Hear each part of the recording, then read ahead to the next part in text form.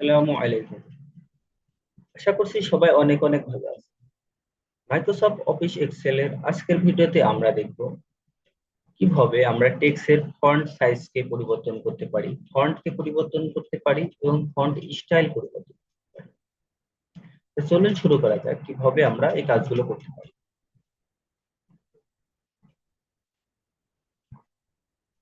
আমাদের যে ফন্টটি রয়েছে, আমরা যে কোনো একটি স্থানে কার্সর রাখলে টেক্সটের উপর কার্সর রাখলে আমরা কিন্তু দেখতে পাচ্ছি এখানে এই যে হোম মেনুতে আমাদের যে ফন্ট অপশন রয়েছে, ফন্ট গ্রুপ থেকে যে ফন্ট অপশন রয়েছে এখানে লেখা ক্যালিব্রি। এই ক্যালিব্রি যে অপশনটি রয়েছে এইখানে আমাদের ফন্টটি রয়েছে। এখান থেকে আমরা যে ফন্টটি সিলেক্ট করব আমাদের সেই ফন্টটি পরিবর্তন হবে। তা আমরা যদি চাই যে উপরের যে হেডিং গুলো রয়েছে আমরা এইটার ফন্টটাকে পরিবর্তন করব, তাহলে আমাদেরকে এইখান থেকে আমরা যে ফন্ট দরকার সেই ফন্টটি যদি আমরা সিলেক্ট করি আমাদের কাঙ্ক্ষিত ফন্টটি আমরা এখানে পেয়ে যাব। কারণ আপনার পছন্দ অনুযায়ী আপনি যে কোনো ফন্ট সিলেক্ট করবেন। এইভাবে দেখে আমরা কিন্তু একটি চেঞ্জ লক্ষ্য করতে পারছি। এইভাবে আমরা ফন্ট পরিবর্তন করতে পারি।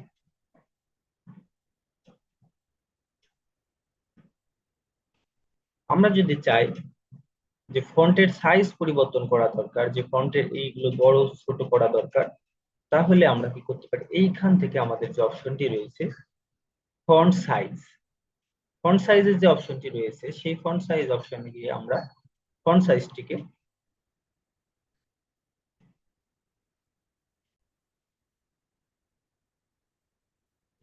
এখান থেকে ফন্ট সাইজটিকে পরিবর্তন করতে পারবো। আমরা যেটার ফন্ট সাইজ পরিবর্তন করতে চাই সেই সেলগুলোকে আমরা সিলেক্ট করব। দেন আমরা এইখান থেকে যে আমাদের ফন্ট সাইজ রয়েছে এই যে 11, আমাদের ফন্ট সাইজটি রয়েছে 11, এখান থেকে আমরা যেটা সিলেক্ট করতে চাই সেটাকে সিলেক্ট করব। তাহলে আমাদের দেখেন চাহিদা অনুযায়ী আমরা ফন্টকে পরিবর্তন করতে পারবো।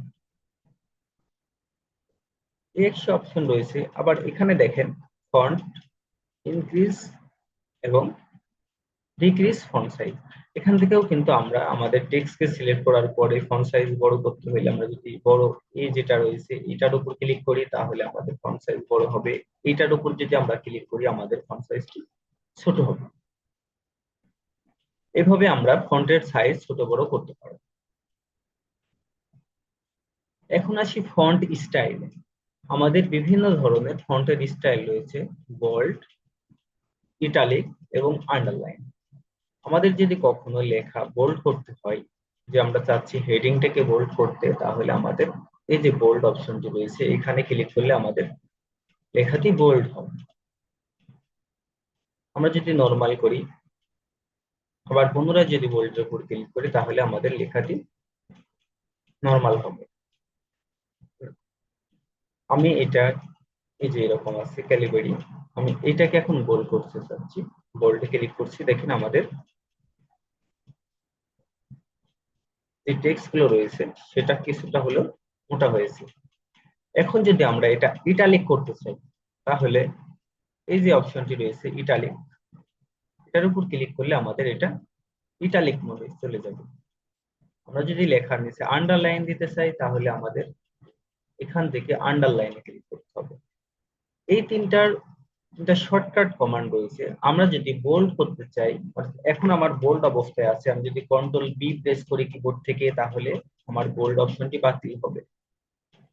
আমি যদি কন্ট্রোল ইউ প্রেস করি তাহলে আমাদের এইটা আন্ডারলাইনটি ক্যান্সেল হবে।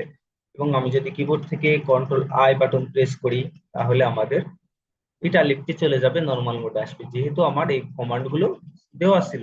আবার সেম ভাবে যদি আমি এখন বোল্ড করতে চাই তাহলে আমাদেরকে কন্ট্রোল বি বাটন প্রেস করে বোল্ড করতে হবে। যদি আমার কখনো আন্ডারলাইন দরকার হয় সেই সেলকে সিলেক্ট করে বা সেই টেক্সট গুলোকে সিলেক্ট করে আমাদের কন্ট্রোল ইউ বাটন প্রেস করতে হবে। আমাদের এই লেখার হেডিং যদি আমাদের ইটালিক মোডে দরকার হয় তাহলে আমরা কন্ট্রোল আই বাটন প্রেস করব, তাহলে আমাদের এটা ইটালিক হবে। তাহলে আজকের ভিডিওতে আমরা যে বিষয়গুলো দেখলাম সেটা হচ্ছে আমাদের ফন্টটাকে আমরা কিভাবে পরিবর্তন করতে পারি, এখানে বিভিন্ন ধরনের ফন্ট রয়েছে কিভাবে পরিবর্তন করতে পারি এর মধ্যে থেকে সেটা আমরা দেখলাম। এবং আমরা দেখলাম কিভাবে আমাদের টেক্সটের ফন্ট সাইজটাকে বাড়াতে পারি এবং কমাতে পারি। বাড়াতে গেলে আমাদের এই অপশনটি ক্লিক করলে বাড়বে, এবং এখান থেকে আমরা কি করতে পারি, ইনক্রিজ করতে পারি, ডিক্রিজ করতে পারি। এখান থেকে আমরা ফন্ট সাইজ ছোট বড় করতে পারি। আরেকটি বিষয় যেটা আমরা দেখলাম সেটা হচ্ছে আমরা কিভাবে ফন্টের স্টাইল পরিবর্তন করতে পারি। এখানে তিনটা স্টাইল রয়েছে, বোল্ড, ইটালিক, আন্ডারলাইন, এবং এটা শর্টকাট কমান্ড আমরা জানলাম। কন্ট্রোল বি তে বোল্ড করা, কন্ট্রোল ইউ তে আন্ডারলাইন, এবং কন্ট্রোল আই তে ইটালিক। তো আজকের ভিডিওটি এখানেই শেষ করছি। দেখা হবে পরবর্তী ভিডিওতে নতুন কোনো টপিক নিয়ে। সেই পর্যন্ত ভালো থাকুন, সুস্থ থাকুন। সবাইকে ধন্যবাদ।